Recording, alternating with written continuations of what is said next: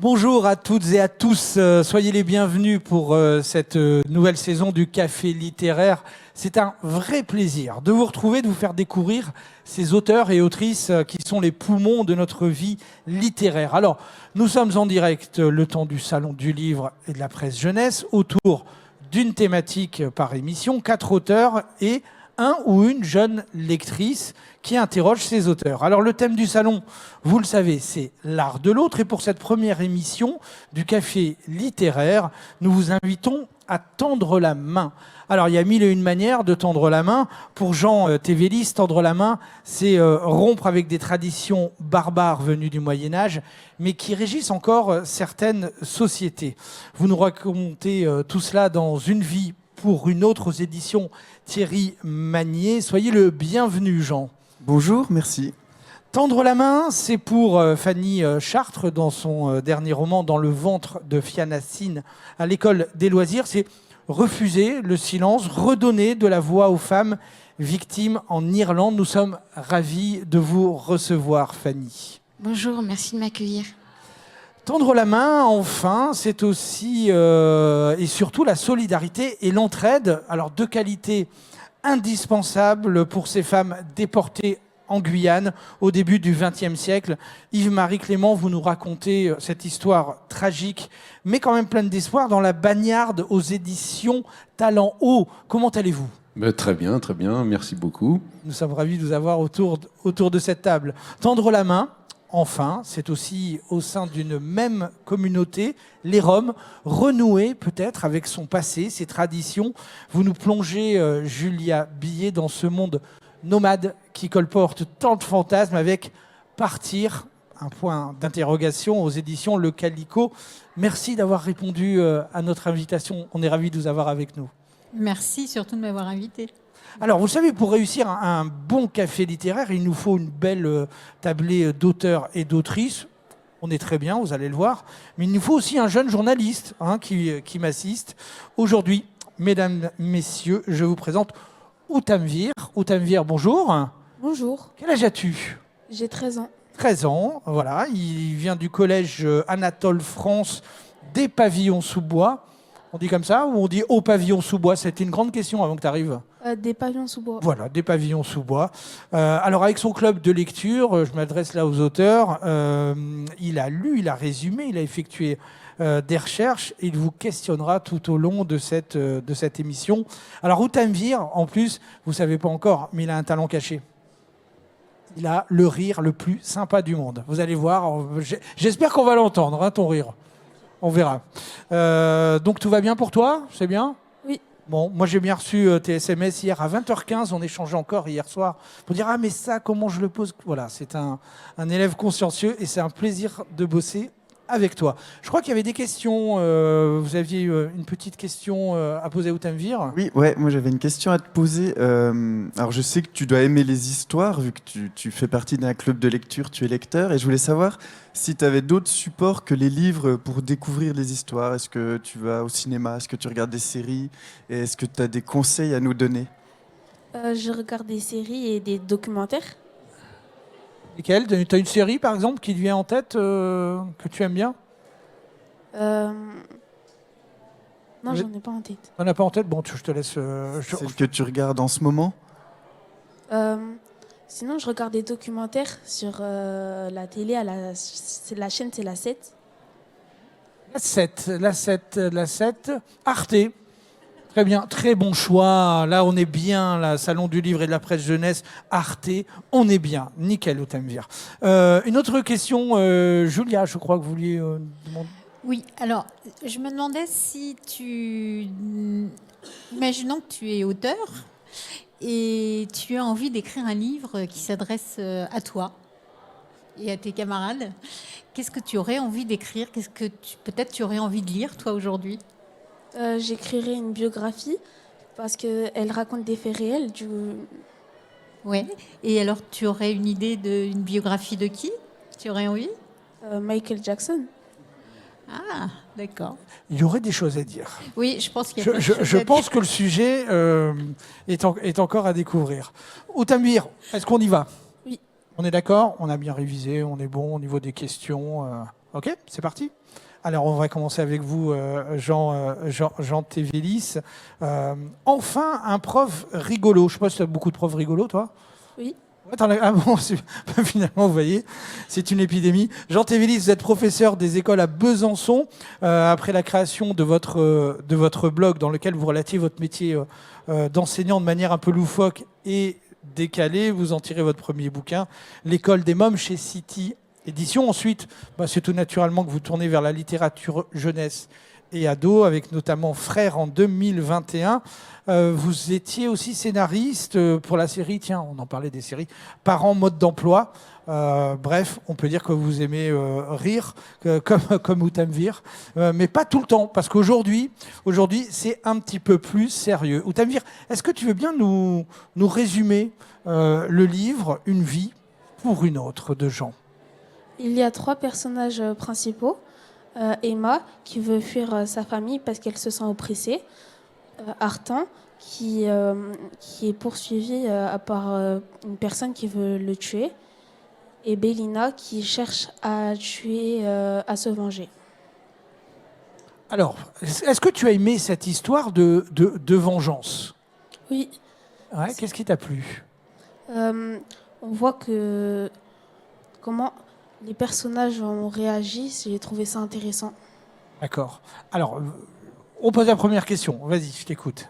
Pourquoi avoir choisi de raconter une histoire autour du canon et des personnages albanais? Quand j'écris un livre, je ne vais pas forcément écrire sur un sujet. Je veux écrire une histoire. Et souvent, il y a un sujet qui en est le support. Et après, voilà, le canon, c'est venu... parce que moi, je suis professeur des écoles, on le disait tout à l'heure. Et dans l'école dans laquelle je travaille, il y a une unité qui accueille les enfants qui arrivent de pays étrangers qui ne parlent pas encore le français. Et puis souvent, on s'interroge un petit peu de quel pays ils viennent et pourquoi ils sont venus en France. Donc bien souvent, pour les pays en guerre, on n'est pas trop surpris, on sait pourquoi ils sont là.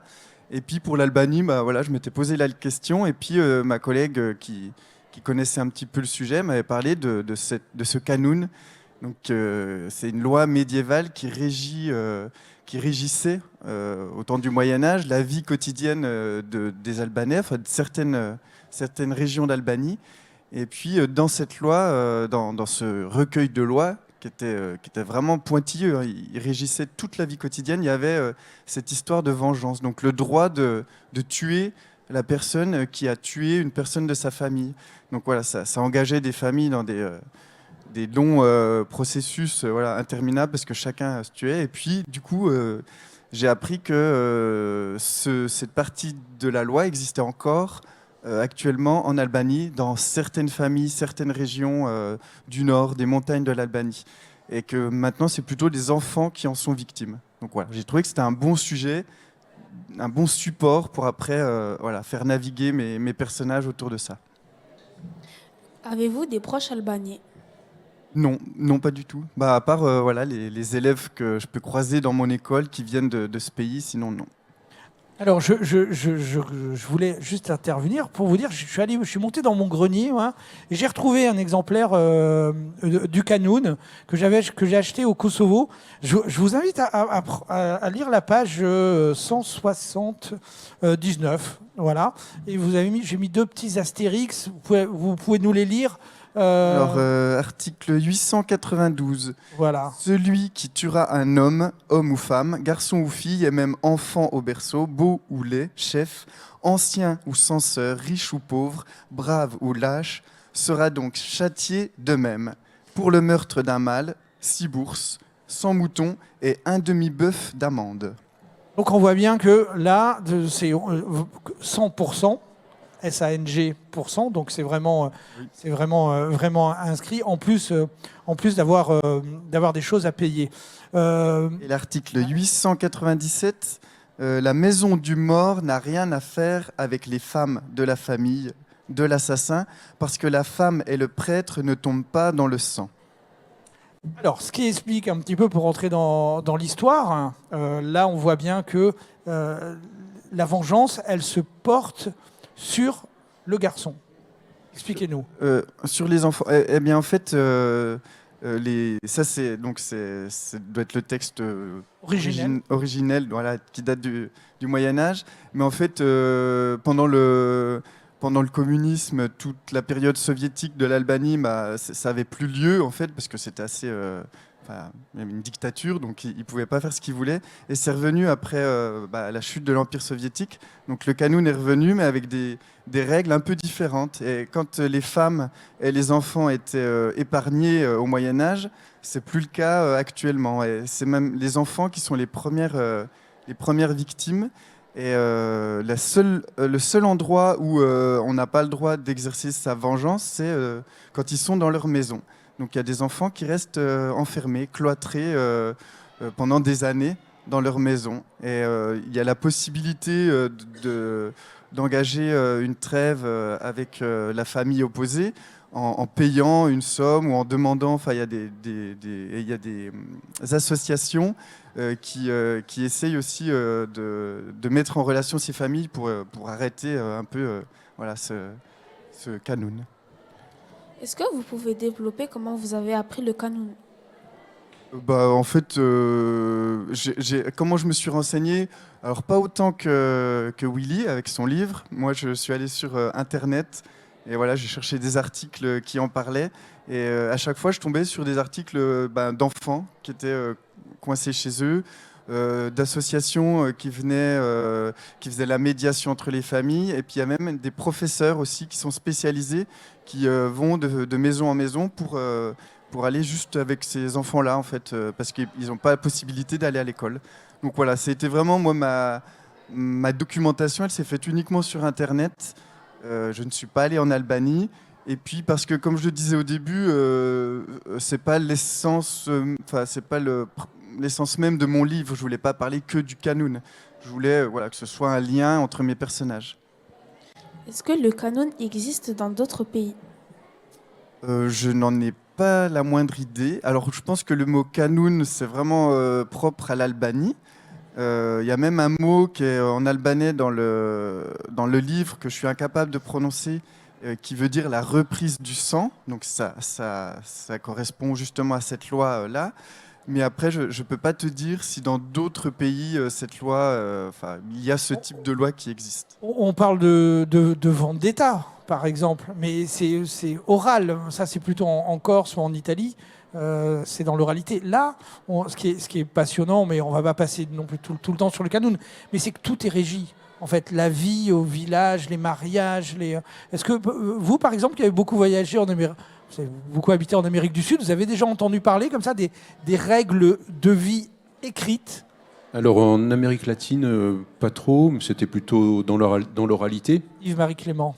C'était plutôt des règles dans l'oralité, mais c'est vrai que de toute façon, c'est une sorte d'ancêtre d'un code civil ou voilà, ça fait penser aussi un peu au traitement de la loi, par exemple à Mayotte, par les cadis, la loi islamique. Et voilà, il y a des lois qui sont créées, qui sont gérées par les peuples et qui sont complètement dépassées parfois, comme le Kanoun. Tanvir.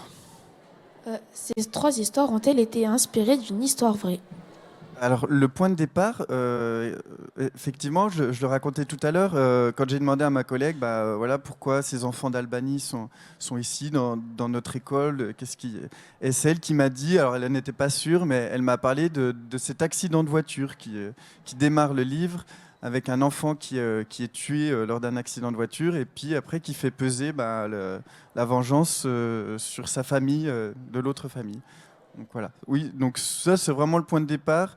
Et puis après les personnages, après je m'inspire de plein de choses réelles, notamment je parlais de l'association que j'ai appelée l'APES, là, qui vient aider les jeunes gens dans leur scolarité, ou aussi pour sortir un petit peu en dehors quand ils sont dans des familles où ils font pas grand chose. En dehors de la maison. Donc ça, je parle de ce qui se passe en France, hein, puisque mon livre se déroule principalement en France, enfin tout le temps en France. il y a une association qui s'appelle l'AFEV, voilà, une association nationale et qui met en contact des étudiants avec des jeunes enfants de collège ou d'école primaire pour aller les faire sortir un peu de chez eux, aller à la bibliothèque, au musée, ou ça peut être aussi pour le travail scolaire. Donc voilà, je m'inspire de plein de petites choses, mais l'histoire, elle est complètement inventée. Et je pense que voilà, je suis allé un peu plus loin que ce qui est possible, qui arrive dans la réalité par rapport au personnage de Bélina notamment. La vengeance prend-elle d'autres formes dans le canon?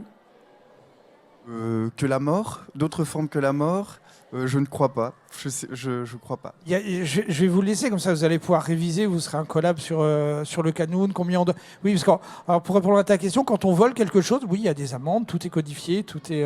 Alors il y a beaucoup de femmes dans ce roman. Oui. C'est principalement même... Oui, les trois, ouais. Et puis même sur la couverture, on voit une silhouette et une jeune fille à l'intérieur. Donc on peut imaginer que la silhouette, c'est plutôt Emma et la jeune fille, c'est Bélina. Oui, effectivement, il y a beaucoup de femmes dans ce roman. Et il y a autour d'un petit garçon. Donc toi, tu as dit Artan, moi je dis Artan. Et voilà, autour de ce petit garçon qui est aussi un personnage assez important, je trouve, dans l'histoire.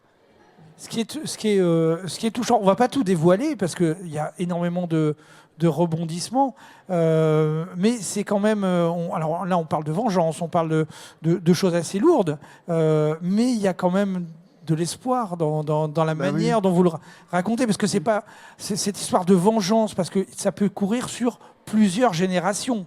Attention, c'est ça le drame. Ouais. C'est qu'à un moment donné... Voilà, c'est un cycle ça peut s'arrêter. Ouais, dans lesquels certaines familles sont vraiment engagées. Et effectivement, quand on écrit pour la jeunesse, on laisse une note d'espoir. Enfin, j'imagine que c'est un peu le cas pour tout le monde, parce qu'on ne veut pas plomber l'ambiance dès l'adolescence. Merci beaucoup. Vous restez avec nous. Hein. On est bien ensemble. On va partir alors, un peu d'Albanie, un peu de France.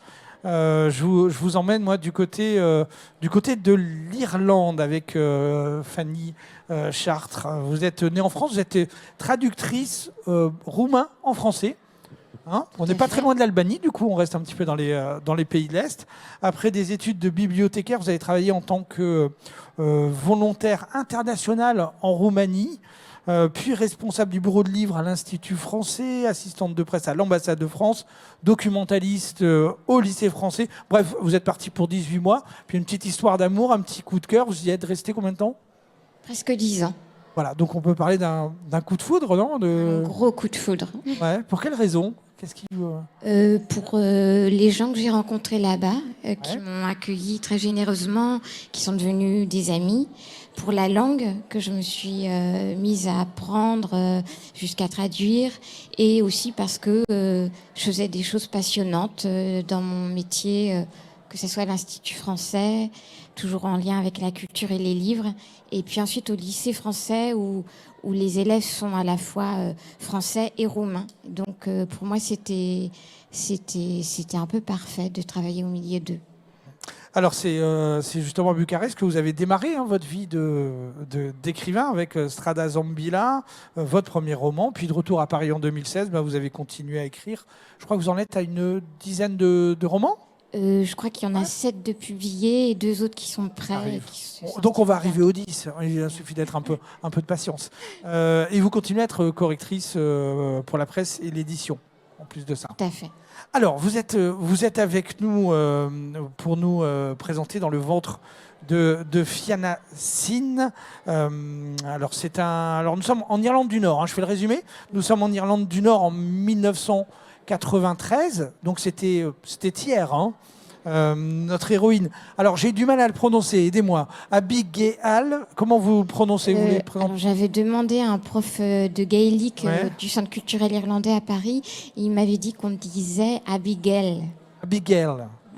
Voilà. Au Tamvir, on va essayer Abigail. Ok, on reste là-dessus. Ok. Abigail O'Keegan, donc c'est notre héroïne qui quitte Belfast avec sa famille pour emménager dans une vieille maison isolée, bordée de forêts. Alors, point de bascule pour la jeune ado, puisqu'il y a des objets qui disparaissent, mais il y en a d'autres qui apparaissent. Il y a des cerfs, notamment, qu'on voit apparaître. Il y a des fantômes qui viennent aussi hanter la maison, mais pas que. Et derrière tous ces phénomènes un petit peu étranges se cache en fait un passé plutôt lourd, une histoire oubliée qui remonte à la surface, celle des Magdalene Landries, des jeunes femmes exploitées, battues par des bonnes sœurs qui n'en ont que le nom. Donc c'est la grande histoire qui se mélange à l'histoire intime. La grande histoire, c'est celle de l'Irlande, entre guerre de religion et conservatisme religieux. Et petite histoire, celle de la famille O'Keegan. Est-ce que vous êtes d'accord avec ce résumé? Est-ce que ça vous va? C'est parfait, merci Willy. Super. Outamvir, on t'écoute si tu as une question. Pourquoi avoir choisi des faits réels? Alors, au départ, je voulais surtout écrire un roman fantastique, étrange, un roman qui ferait un peu peur. Et donc, le fantastique, je me suis rendu compte, dès les premières pages, m'a emmenée vers cette histoire qui est en effet inspirée de faits réels. Et ça a été comme un déclic, comme j'avais situé mon histoire en Irlande, qui pour moi représentait le pays parfait pour imaginer une histoire qui fait un peu peur. Quand j'ai compris en fait pourquoi j'avais choisi ce pays, puisque ça m'a ramené vers un film que j'avais vu quelques années auparavant, qui s'appelle The Magdalene Sisters de Peter Mullan et qui parle donc de ces jeunes femmes qui ont été enfermées en Irlande dans différents centres pour être rééduquées et qui en fait là-bas étaient maltraitées quand elles arrivaient et qu'elles attendaient un enfant, elles accouchaient là-bas dans des conditions très difficiles. On leur retirait leur enfant pour les donner à l'adoption. Et j'ai trouvé que c'était une histoire parfaite, un peu comme toi, Jean, pour écrire, imaginer l'histoire de mes personnages et donc de cette héroïne, Abigail, qui va, tout au long de ce roman, lutter, s'obstiner pour comprendre ce qui est arrivé dans cette maison. Alors cette famille, c'est une sacrée famille, c'est O'Keegan, puisqu'entre le papa limite intégriste, je pense qu'on peut presque enlever le limite, une maman qui s'évapore au fur et à mesure des naissances, un fils qui suit les voies de son paternel, des jumelles complètement folles et très maléfiques, un peu torturées, et la réalité, je trouve, c'est une famille. C'est formidable à suivre malgré le contexte très, très difficile. Mais voilà, il y a de la réalité, il y a de la vie, il y a de l'humour. C'est un ingrédient obligatoire par rapport à la pression et l'ambiance qui est un petit peu pesante. Oui, tout à fait. Dans un roman, je pense que on fait tout ça justement autour de cette table. On parle de sujets un peu forts, graves, voire tristes, durs, mais autour, on peut en effet tisser des petites choses qui vont donner au lecteur. J'espère en tout cas que ça a été le cas pour vous, des petites pauses de respiration où on rigole, ou par rapport à mon roman, le fantastique aussi permet de frissonner. Je ne sais pas si vous lisez habituellement des histoires qui font peur. Moi, c'est le cas. Je lis beaucoup de romans de Stephen King, par exemple, et j'aime ça justement, savoir que j'ai peur, mais que cette peur vient d'un auteur et vient pas de la vie réelle, et me provoque des émotions qui sont plutôt agréables à gérer. Tu aimes bien, toi, les livres qui font peur, ou c'est pas trop ton genre, Outamvir? Oui, j'aime bien les histoires qui font peur. Ouais. T'as un auteur comme ça que t'aimes bien Non, j'en ai pas en tête. Ouais, Stephen King, par exemple, tu connais? Non. Voilà, ça c'est indispensable. Tu as peut-être lu des chairs de poule, par exemple? Non. La collection Chair de poule, grand classique. Une collection de romans qui fait peur. Alors, le thème de cette émission, c'est tendre la main. Et en fait, comment Abigail va tendre la main, mais on va lui tendre la main. Et c'est plutôt des personnages qui ont un certain âge qui, en fait, vont lui tendre la main. Racontez-nous. Oui, ce sont... Cette envie de relier les générations. voilà, Abigail va se retrouver dans ce roman à faire un stage dans la maison de retraite gérée par son père. Et elle va se lier d'amitié avec quelques résidents de la maison de retraite qui ont donc un certain âge et qui vont peu à peu lui permettre de comprendre, de découvrir ce qui s'est passé dans la maison où elle vit, où elle vient d'emménager, où, comme vous l'avez expliqué, il se passe des choses très bizarres. Donc elle, lisant beaucoup également de littérature horrifique, immédiatement elle va se poser la question, est-ce que c'est une maison hantée ? Et par l'intermédiaire des anciens, elle va donc découvrir que non. Parce que cette maison, elle a accueilli des jeunes filles quelques années plus tôt qui ont vécu des choses très difficiles.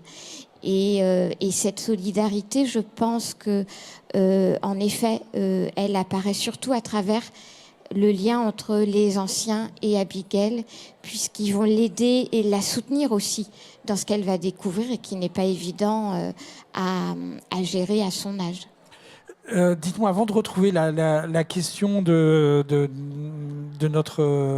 ta classe, hein, qu'on va poser aux auteurs, est-ce que, parce que en lisant le livre, je me suis dit, quand même, le sujet complexe, il est dur aussi. Est-ce que on peut tout écrire pour les gamins ? Est-ce que vous mettez des limites ? C'est une question que je vous pose à tous. Moi, c'est mon point de vue. Je pense qu'on peut tout écrire, en effet, pour les enfants, les jeunes ados et les grands ados. C'est la forme, en fait, qui va faire la différence entre ce sujet traité en littérature jeunesse et le même sujet traité en littérature adulte. C'est vrai que dans tous mes romans, mes personnages vont vivre quelque chose qui est compliqué, triste, dur, mais vont peu à peu, au fil des pages, aller vers ce que j'appellerais la lumière. Et c'est important pour moi de terminer mes histoires avec cette lumière, justement. Alors, ce que je vous propose, c'est qu'on puisse se faire une petite pause. Vous restez avec nous, hein, on est là tout au long de l'émission. On va demander à Mohamed ou Tanvir, est-ce que tu peux peut-être prêter ton micro, si tu veux bien, à Mohamed. Voilà, tu peux te lever, voilà, lève-toi, sois le bienvenu, ça va ? Ça va et vous ? Oui, ça se passe bien ? Oui, ça va. Bon, ça te plaît ce qu'on raconte ? Ça t'intéresse ? Oui. Oui, d'accord. Alors, tu avais une question à poser un petit peu aux 4 auteurs, on t'écoute. L'émission, c'est sur le thème tendre la main. Et ce geste, qu'il soit symbolique ou concret, qu'espérez-vous qu'il transmette au lecteur ? Alors, qu'est-ce que vous voulez transmettre à vos jeunes lecteurs dans cette thématique de tendre la main ? Comment on tend la main aux lecteurs, aux jeunes lecteurs ? Parler d'empathie, montrer vraiment des personnages qui sont ensemble, qui vont s'aider, qui vont avoir un regard pour l'autre, ça c'est très important, qui ne vont pas rester tout le temps dans leur strate, dans leur couche sociale, qui vont s'intéresser aux plus pauvres, qui vont s'intéresser aux miséreux, qui vont regarder dans la rue celui qui va dormir dans le froid, etc. Voilà. Donc c'est en mettant des personnages en scène, en les faisant vivre, en te disant, voilà, il n'y a pas que des chiffres, il y a aussi des personnes réelles, et en essayant de te faire vibrer par rapport à ça. Jean ? Moi, je reviens sur ce dont je parlais tout à l'heure, le milieu associatif. Donc là, je parlais d'une association, mais je pense que voilà, le tissu associatif permet vraiment à tout niveau de tendre la main dans plein de domaines différents. Là, normalement, Julia devrait rebondir tout de suite. Ça lui parle. Alors, par rapport à l'écriture et donc au fait de s'adresser à des lecteurs et des lectrices, pour moi, les livres, ça tend la main. Ça tend la main et on se prend la main, le lecteur et la lectrice et l'auteur, l'autrice, pour peut-être partager une vision du monde, pour partager un regard. Et voilà, pour moi, la littérature, c'est ça. C'est-à-dire qu'on se tend la main et on essaie de penser ensemble, on essaie de sentir ensemble, on essaie d'effectivement avoir de l'empathie pour les personnages, avoir des questionnements sur la vie. Tout ça me paraît être une façon de se tendre la main quand on écrit et avec ses lecteurs, lectrices, quoi. Fanny? Alors, je partage les réponses de mes camarades et j'ajouterais, moi, c'est aussi montrer l'importance par la solidarité, c'est montrer l'importance des rencontres prévues, mais surtout imprévues, et qui peuvent se dresser sur nos chemins et changer une vie ou des vies. Alors, Otavir, je te propose, on a fait un tour, on était en France, un petit peu en Albanie, on est parti en Irlande. Alors là, je te propose de prendre l'avion, on va carrément traverser les océans pour se retrouver du côté de la Guyane avec vous, Yves-Marie Clément. Alors, je vous présente, après des études d'histoire, vous partagez votre vie professionnelle entre l'enseignement du français, l'histoire géo en lycée professionnel et l'écriture.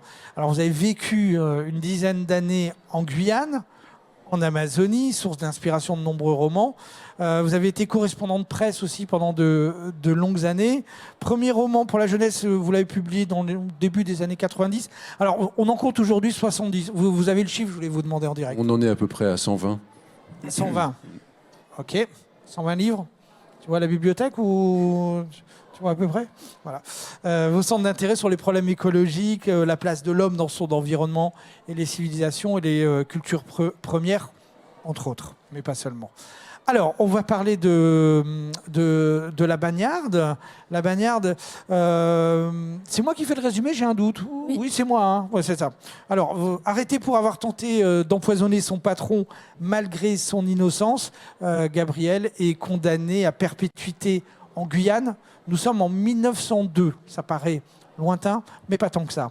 Après avoir été entassé donc avec d'autres femmes, toutes pauvres, hein, généralement, sur le bateau l'Atlantique, elle découvre donc les conditions de détention absolument épouvantables, et le manque de liberté jusqu'à finalement tenter et réussir de s'évader de ce bagne. C'est un livre réquisitoire contre l'arbitraire, la privation de liberté, la mise au pas surtout des femmes, un regard juste sur le bagne que certains voudraient réhabiliter, hein, on entend depuis quelque temps, et surtout un regard sur surtout les bagnardes, les grandes oubliées de l'histoire, parce qu'on parle des bagnards, mais alors les bagnardes, je ne savais même pas que ça existait, je pensais que c'était que c'était un trait d'esprit.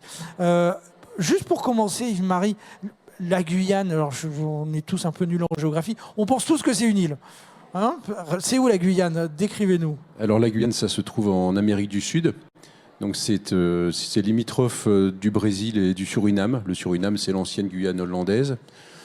Et c'est vraiment au niveau de l'équateur. Donc une région tropicale, humide, la plus belle forêt du monde peut-être, donc avec la plus grande biodiversité.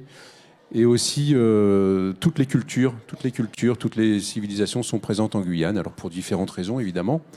Il y a les habitants originaires, donc les autochtones, les Wayana, les Arawaks, etc. Il y a aussi ceux qu'on a appelés les Noirs marrons. Donc c'était les premiers esclaves qui se sont enfuis, qui ont quitté leur patron et qui se sont enfuis dans la forêt.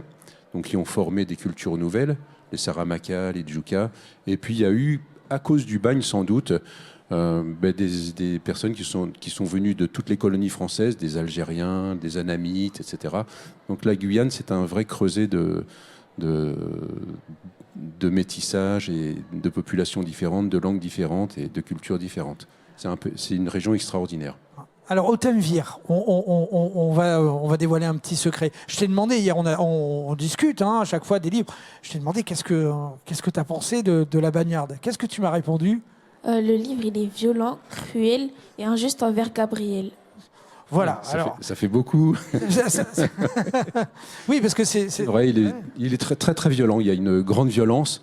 Et ça n'a pas été possible de passer à côté. C'était la réalité.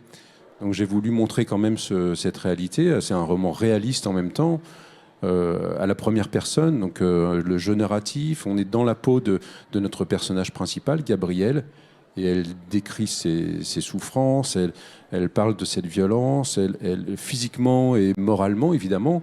Physiquement parce qu'elle est battue, frappée violemment une première fois, une deuxième fois elle manque de mourir. moralement, parce que quand ces femmes sont au bagne de Guyane, elles sont privées complètement de leur liberté, elles n'ont plus aucune intimité, elles sont dans la promiscuité, donc ça génère évidemment beaucoup de violence.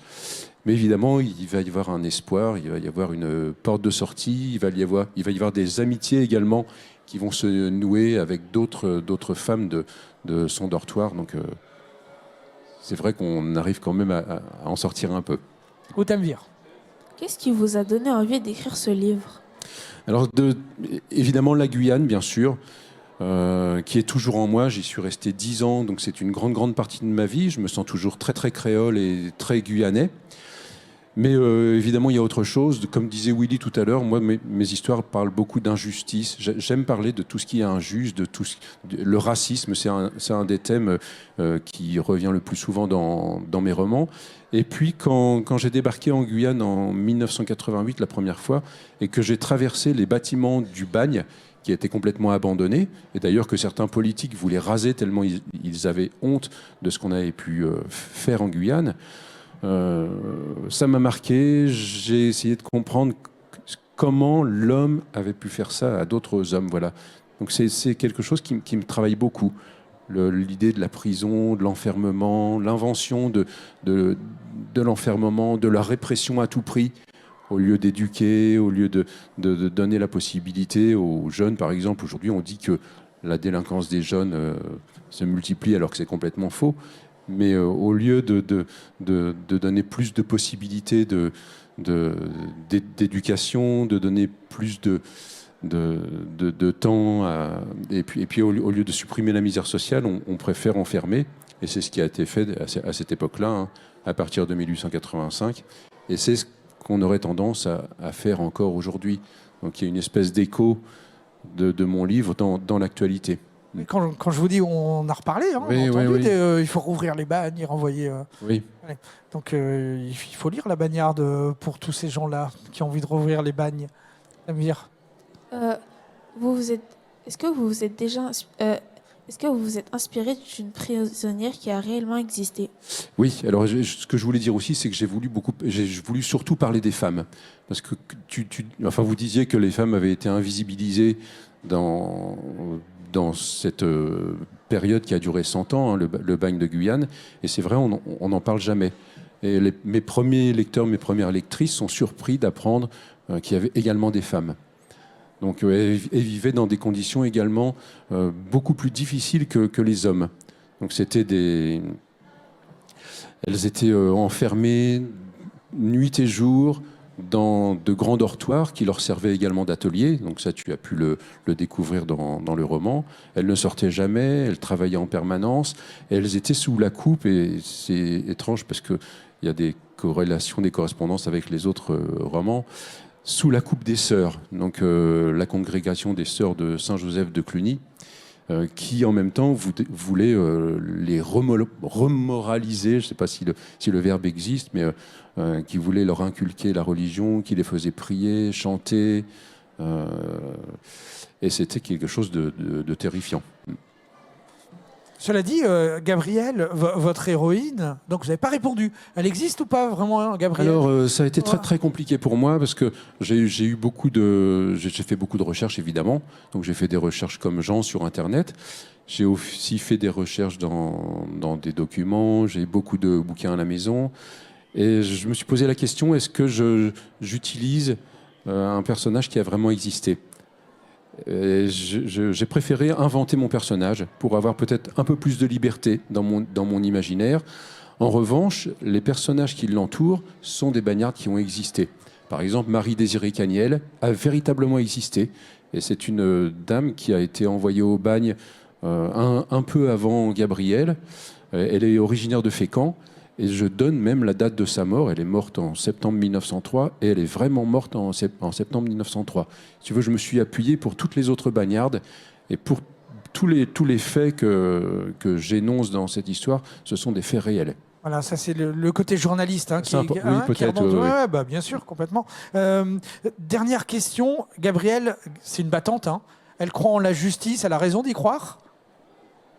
Oui, alors c'est compliqué. Elle va aller jusqu'au garde des Sceaux parce qu'elle est introduite par un médecin. En 1902, hein. En 1902, pour 1902, pouvoir être réhabilitée, pour que son procès soit révisé. Réviser un procès, c'était quelque chose de très compliqué. On connaît l'histoire de l'affaire Dreyfus, où ça a été très compliqué aussi.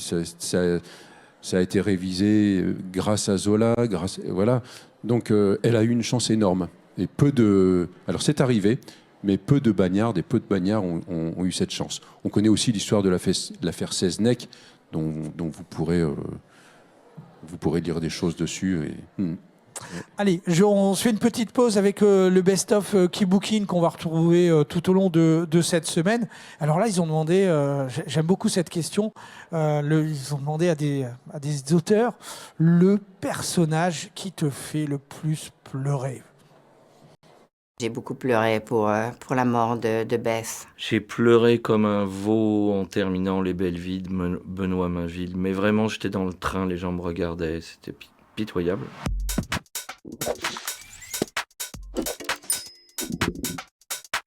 Ce qui s'est passé, c'est que je me suis tellement identifiée que j'étais Joe et que du coup, je perdais ma petite sœur. Et moi, j'avais une petite sœur. Et je me suis dit, mais je ne peux pas vivre si elle meurt. La petite fille aux allumettes. On avait une version audio racontée par Brigitte Fossé. Et je te jure que là, la vache, t'avais la petite larmiche quand elle disait « Et la petite fille était morte ». Mais en fait, ça serait même plus maintenant. Alors, je l'ai toujours trouvé triste et je le connaissais quand j'étais enfant. Quand je le lis à ma fille, ça la rend très triste et ça m'émeut de voir son émotion. À la fin du 3e tome des Royaumes du Nord, Le Miroir d'Ambre, il se passe une séparation, je n'en dirai pas plus, qui est la clé en fait de la réconciliation des mondes. Et cette fin-là, elle est extrêmement traumatisante. Enfin, moi, j'avais vraiment sangloté pendant des nuits et des nuits de suite, avec une douleur physique, en fait, presque une douleur de rupture que j'ai pu connaître plus tard. Je pleure encore plus quand j'écris. Ce moment où tes personnages ont pris une vie, une autonomie, puis un jour, il leur arrive un malheur, et il y a un personnage dans Instinct qui meurt, qui est un personnage que j'adorais. Et il meurt, et je suis en train d'écrire la scène de mort. Personne ne m'oblige à le faire mourir, hein. Mais c'est l'histoire qui veut ça, c'est la dynamique de l'histoire. Je sais que c'est une histoire qui faisait pleurer ma mère aussi. Et des fois, pour l'embêter, je la regarde et je lui dis « Allumettes, qui veut mes allumettes ?» Et immédiatement, je vois qu'il y a les yeux qui commencent à briller. Et puis elle me dit « Allez, arrête avec tes bêtises là. » Je le lis maintenant à sa petite sœur, et quand elle entend ça, ma fille aînée, elle dit « Arrête, maman, je veux pas que tu lises ça, parce que c'est trop triste. » Et c'est vrai que la fin, quand on comprend que ce loup est prêt à mourir de faim pour l'amour de cette petite fille, je trouve ça, moi, ça me bouleverse. Et donc, à la fois, c'est moi qui décide qu'il meurt, et en même temps, je suis tellement malheureux que je pleure en écrivant. C'est eux qui forcent la chose pour t'emmener là où ils doivent aller, eux, et pas là où tu voudrais les embarquer.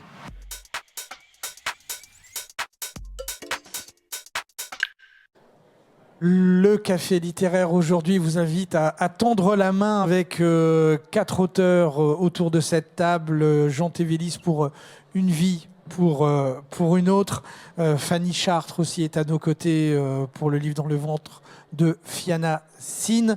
On est parti du côté de la Guyane avec Yves-Marie Clément pour La Bagnarde.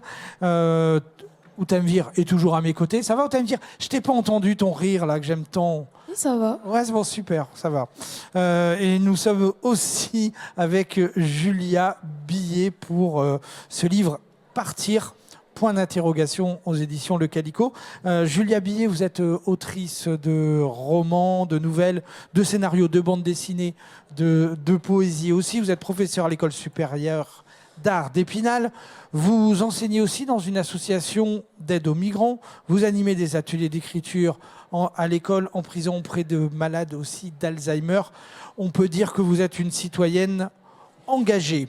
Alors, Partir, est-ce que tu veux bien nous parler de ce roman qui t'a beaucoup plu? Partir est une histoire qui parle de Jaime et qui est manouche. Et un jour, la mairie envoie une lettre qui lui dit de rester ou de partir, de rester habité dans des immeubles. Ou sinon, de partir. D'où D'où le point d'interrogation. Il vient de là, le point d'interrogation. Oui, bien sûr. Ouais. Alors, Autumnville, je te laisse avec Julia. Connaissez-vous des gens du voyage? Alors, j'ai rencontré pas mal de gens du voyage parce que il y a pas très longtemps, il y a 3 ans, j'ai écrit un autre livre qui s'appelle Un air de voyage et qui m'a... Pour l'écrire, ce livre, je suis allée en fait à la rencontre de personnes qui vivent sur des aires du voyage, donc dans les Vosges. C'était des manouches. Et j'allais passer une journée par semaine là-bas pour rencontrer des gens, discuter avec eux, être un peu dans le quotidien. Donc ça m'a permis de rencontrer pas mal de gens. Voilà, après, je n'ai pas de gens que je connais très très très bien. Ce sont des gens que j'ai rencontrés, avec qui j'ai pu parler, mais voilà, j'ai pas de famille, j'ai pas de proches vraiment manouches. Alors, c'est un roman que vous avez réécrit, on est d'accord? Oui. Qui était à la 3e personne. Là, vous l'avez mis à la 1re personne. Pourquoi? Et pourquoi le ressortir aujourd'hui?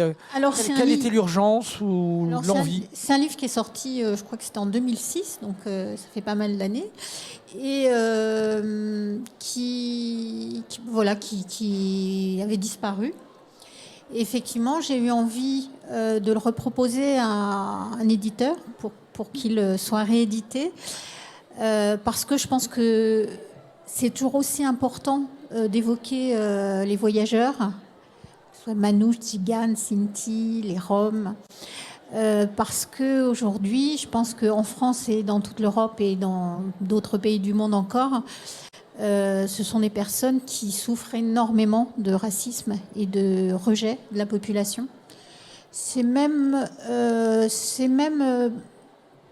les gens non racistes n'ont aucun scrupule à dire que les manouches... En général, quand je dis « mais qu'est-ce que vous pensez des manouches ?» quand je vais faire des rencontres dans des classes, et la première chose qu'on me répond, c'est des voleurs. Et il y a quelque chose comme ça qui est presque une évidence pour tout le monde et qui pour moi est absolument insupportable. Donc voilà, je pense que c'est effectivement très important encore aujourd'hui d'évoquer... Et donc, alors pourquoi j'ai changé de point de vue? C'est pas très drôle de rééditer un livre et de ne pas y remettre son nez. Donc j'ai eu envie d'y remettre, de revenir dessus. Et peut-être à l'époque, je me sentais pas... En fait, c'est le premier roman que j'ai écrit d'un point de vue masculin. Avant, j'avais toujours écrit des choses d'un point de vue féminin. Et c'était la première fois que je me risquais à ça. Et je crois que j'étais pas du tout prête à dire « je ». En étant... Et puis, je sais pas, j'ai pris peut-être un peu de bouteille, et je me suis dit, là, j'y vais en jeu. Et j'ai réécrit ce livre-là, donc en changeant de point de vue, mais aussi en ajoutant des choses peut-être plus contemporaines par rapport à ce que j'avais pu découvrir sur les aires du voyage et en rencontrant des gens récemment. Une population donc à laquelle il faut vraiment tendre la main. Peut-être là, pour revenir sur le thème de l'émission, Autumnville. Quelle est la ville où se situe l'histoire? C'est une ville imaginaire. C'est une ville imaginaire, mais je dois bien avouer que... Terriblement banale. Oui, terriblement banale. C'était une ville de région... Enfin, en tout cas, moi, cette histoire-là, elle est arrivée parce que à l'époque, j'habitais en région parisienne et pas très loin de chez moi. Un jour, j'ai vu il y avait un campement de personnes entre 2 bretelles d'autoroute. Et puis un jour, tous les matins, je passais devant, sans trop y faire attention, comme tout le monde. Et un jour, quand je suis passée, il n'y avait plus personne. Et je me suis dit, mais qu'est-ce qui s'est passé? Pourquoi ils ne sont plus là? Avant, je ne m'étais jamais posé de questions. Et là, le fait de ne plus les voir m'a surprise. Et en fait, quand je suis rentrée chez moi le soir, je me suis renseignée et on m'a dit, en fait, ils ont été expulsés. Et donc, c'est venu de là. Et j'étais effectivement en région parisienne. Alors, je ne vais pas citer la ville pour ne pas... D'ailleurs, à l'époque, mon éditrice m'avait dit non, on met une autre ville, on invente une ville pour ne pas stigmatiser une ville non plus, parce que de toute façon, ça s'est passé là et dans plein d'autres endroits. Quelles sont les croyances des gitans? Oui, parce que ça interroge quand même. C'est une grande question. C'est une grande question. C'est une grande question. C'est comme si on disait quelles sont les croyances. Enfin, tu vois, enfin, il y a des croyances très différentes, il y a des traditions, ça c'est sûr qu'il y a des traditions. Après les croyances, il y a des gens de religions différentes, hein, chez les gens du voyage. Il y a Ils des sont gens mystiques, qui croient, parce qu'il y a un rapport à la magie, il y a un rapport qu'on découvre aussi dans ce livre. Oui. Sur les décisions à prendre, par exemple, partir ou pas, c'est la réponse, elle est presque magique, elle est mystique. Oui, en tout cas, c'est une réponse qui passe par la parole, par l'échange, parce que ce sont quand même des communautés. Enfin, c'est des gens qui vivent dans une forme de communauté, même s'ils sont chacun chez soi. Ils partagent quand même un vécu de proximité, le fait de partager. Là, en l'occurrence, la décision les concerne tous. En plus, les familles sont assez larges, donc on peut avoir sur un même campement des gens d'une même famille. Et la parole, elle est importante. Je pense que vraiment, la parole est très importante. Alors, les croyances, il y a des gens de plein de religions. Hein. Il y a des catholiques, il y a des musulmans dans certains, il y a des juifs, il y a beaucoup maintenant de gens qui sont baptistes. Qui sont baptistes, oui, beaucoup. C'est du christianisme aussi, une forme de christianisme. Qu'avez-vous préféré dans votre découverte des manouches ? Ce que j'ai préféré, en vérité, j'ai pas préféré grand-chose parce que je me suis aperçue que vraiment la vie quotidienne sur les campements était vraiment rude, qui devait tout le temps se cacher du fait d'être du voyage. Par exemple, les gens travaillent, contrairement à ce qu'on pense. On croit toujours que les gens ne travaillent pas, alors qu'en fait, ils travaillent. Sauf qu'ils vont travailler sans dire qu'ils sont des voyageurs, parce que sinon, on les embauche jamais. Donc, dans la région où je suis, il y en a beaucoup qui font, par exemple, qui coupent les haies, qui sont dans les jardins. Ils ont des entreprises. Mais par contre, jamais ils ne disent qu'ils sont manouches, parce que sinon, personne ne les laisserait rentrer, même pas dans leur jardin. Hein. Donc il y a des gens qui font les marchés, il y a des gens. Donc ils ont des entreprises, ils payent leurs impôts, voilà. Sauf que on les considère toujours jamais comme des Français, jamais comme. Alors que moi, je peux vous dire que je suis beaucoup moins française que beaucoup d'entre eux que j'ai rencontrés de générations qui sont en France. Et donc voilà. Alors après, ce que j'ai découvert, c'est quand même, tous les gens que j'ai rencontrés avaient un humour incroyable. Donc c'est peut-être aussi quand on est face aux difficultés, c'est une façon de survivre. Et j'ai beaucoup ri en fait avec des gens, mais qui entre les réflexions, même les expressions quelquefois, et puis leur regard sur le monde, ils sont obligés de rire parce que autrement on pleure quoi. Donc j'ai beaucoup aimé l'humour. Et il y en a de l'humour dans ce partir aussi. Je vous propose que qu'on prenne le temps tout à l'heure de présenter vos livres, références par rapport au sujet. Je vous emmène on découvre la sélection Keep Booking. Non, on va découvrir vos livres qu'on vous a demandé d'amener autour de cette thématique. On fera Keep Booking après. Alors, qui veut se lancer ? Eh bien, tiens, on va commencer par ta classe. Tu veux bien, Tanvir ? On est d'accord ? Mademoiselle, tu peux te lever. Voilà. Sois la bienvenue et présente-nous le livre que tu as voulu nous présenter aujourd'hui. Alors bonjour, je me présente, je m'appelle Samuela. Alors approche bien ton micro. Voilà. Je me présente, je m'appelle Samuela. Je veux parler du livre La Tresse de Laetitia Colombani. Alors déjà, ce qui m'a attirée dans la couverture du livre, c'est que j'ai vu une grande tresse qui représente ces trois femmes, ces trois vies qui se relient mais qui ne se connaissent pas. Alors, je veux commencer par Smita, une femme en Inde qui se bat pour sa fille, qui essaie de donner une meilleure vie à sa fille, mais qui doit elle aussi se battre contre les règles de sa caste. Et ensuite, nous avons Julia, en Sicile, qui essaie de maintenir l'entreprise de perruques de sa famille, mais qui doit elle aussi se battre aussi après l'accident de son père. D'accord. Nous avons aussi Sarah, une très grande avocate au Canada, mais qui doit elle aussi se battre, qui doit faire face à sa maladie. Et pour moi, avec le thème qu'on a, Tendre la main, pour moi, le lien que j'ai tissé entre le roman et le thème Tendre la main, c'est que Smita tend la main à sa fille, parce qu'elle aussi, elle doit donner une meilleure vie à sa fille. Et Sarah qui accepte qu'on lui tende la main. Et Julia qui doit tendre la main à sa famille. Et aussi, la conclusion que je me suis faite par rapport au thème et par rapport au roman, c'est que dans la vie, il faut accepter qu'on nous tende la main parce que même un petit geste peut changer notre vie, notre façon d'être. Merci beaucoup. C'était très clair, très bien mené. Merci beaucoup. Qui veut se lancer? Allez, on fait un petit tour de table rapide parce que l'heure tourne. Julia, vous commencez? Oui, Alors, qu'est-ce que vous nous avez ramené? Alors, il se trouve que Yves-Marie est là, mais c'est un peu un hasard. Il se trouve qu'on m'a offert ce livre très récemment, un livre donc de Nathalie et Yves-Marie Clément, et c'est un livre qui m'a bouleversée.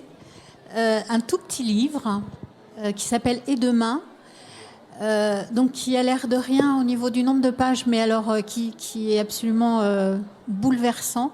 Ce sont deux nouvelles qui viennent en fait parler de deux mondes. Notre monde parfois terrible, où l'argent est le seul.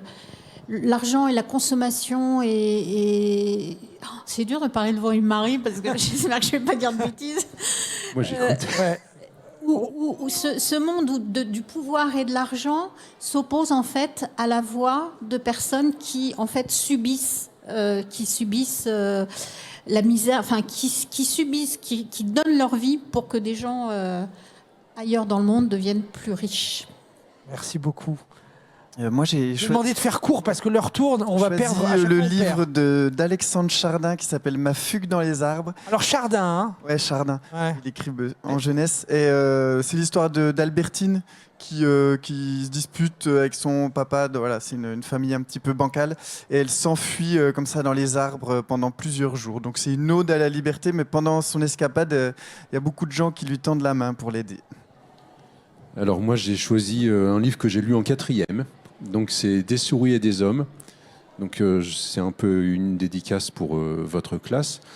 C'est un livre bouleversant sur la misère des ouvriers agricoles pendant la Grande Dépression aux États-Unis, et d'une écriture extraordinaire, très fine, avec parfois des passages poétiques, des dialogues très crus. J'ai adoré, je l'ai relu plusieurs fois et ça reste toujours le chef-d'œuvre de la littérature, celui que je préfère. Un livre qui accompagne. Si je peux juste me permettre, il est interdit aux États-Unis. Il fait partie de la liste des livres interdits. Ça, je l'ignorais, oui. Fanny. Donc moi j'ai 2 minutes pour vous parler de La Fourmilière de Jenny Valentine, publiée à l'École des loisirs en 2011 et qui vraiment répond au thème de notre débat puisque les personnages se retrouvent dans un immeuble miteux, délabré, ça va pas trop dans leur vie et ensemble ils vont réussir à soulever des montagnes et c'est bouleversant. D'autres propositions de livres, c'est la sélection Qui bouquine. Pratiquer l'art de l'autre, ça s'entretient. Petit florilège de titres à découvrir sur Qui bouquine pour tendre la main. Les visages du feu, volume 1, l'Institut du nouveau lendemain de Chloé Volmerlo aux éditions Nathan. Une trace dans la nuit de Catherine Cuenca aux éditions Talent Haut. Le dernier des Arus d'Emmanuel Bourdier aux éditions Flammarion Jeunesse. Princesse, fée, sirène, la colloque au lac d'Anne-Sophie Constancien aux éditions La Ville Brûle. Fort Ressac, volume 1, La prophétie de la vague de Pauline Aupier aux éditions Gallimard Jeunesse. Et chez vous, Qui bouquine? Retrouvez toute l'année nos recommandations de lecture sur slpj.fr/Qui bouquine. Voilà, j'ai juste le temps de faire un petit tour de table. Vous remercier du fond du cœur de votre participation. Jean Tévélis, Une vie pour une autre. Merci Fanny Chartres pour d'être venue nous présenter Dans le ventre de Fianna-Cine.